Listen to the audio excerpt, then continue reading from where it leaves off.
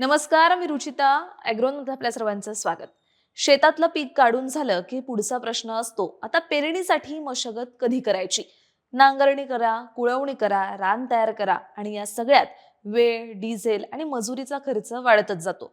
पण जर मी तुम्हाला सांगितलं की नांगरणी नाही, कुळवणी नाही, काडी कचरा जाळायचीही गरज नाही आणि तरीही पेरणी करता येते, तर तुम्हाला विश्वास बसेल का? हो, पण हे खरंय. हॅपी सीडर या आधुनिक यंत्रामुळे. मग हे हॅपी सीडर नेमकं काय आहे आणि ते शेतकऱ्यांसाठी इतकं फायदेशीर का ठरतं, हे जाणून घेण्यासाठी व्हिडिओ शेवटपर्यंत नक्की बघा.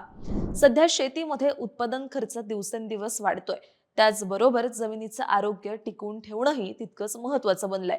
अशा परिस्थितीत शून्य मशागत फायदेशीर राहू शकते, असा सल्ला काही तज्ज्ञ देतात.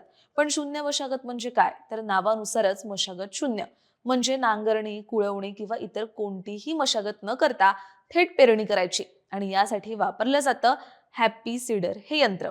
पण या यंत्राची खरी कमाल पुढे दिसते. पीक काढणीनंतर शेतात मोठ्या प्रमाणात काडी कचरा राहतो. बरेच शेतकरी तो जाळून टाकतात. पण काडी कचरा जाळल्यामुळे जमिनीतले उपयुक्त सेंद्रिय पदार्थ नष्ट होतात आणि पर्यावरणालाही नुकसान होतं.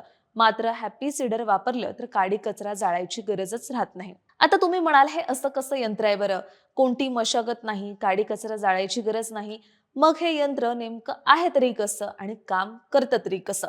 काळजी करू नका, सगळं सांगते.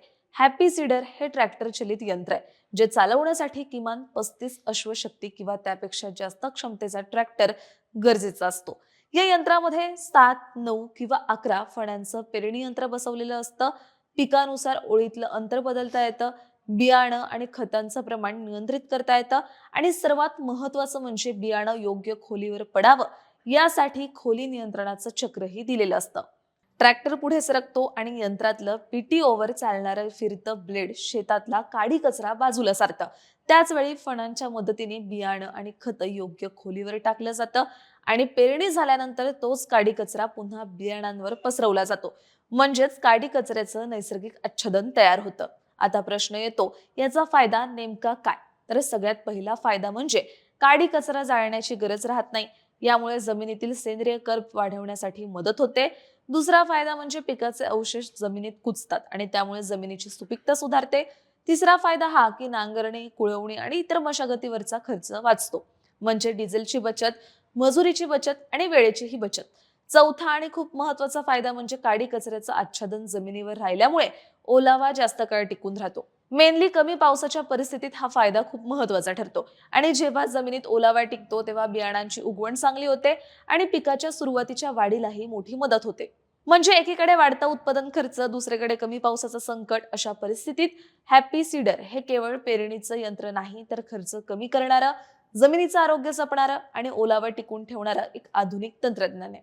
ही माहिती कृषी विज्ञान केंद्र सिंदेवाही येथील कृषी अभियांत्रिकी विषयाचे विशेषज्ञ ज्ञानेश्वर ताथोडी यांनी दिली आहे. तुम्हाला ही माहिती कशी वाटली, हे आम्हाला कमेंटमध्ये नक्की सांगा आणि अशाच शेतीविषयक आणि नवनवीन माहितीसाठी ॲग्रोवनला सबस्क्राईब आणि फॉलो करायला विसरू नका.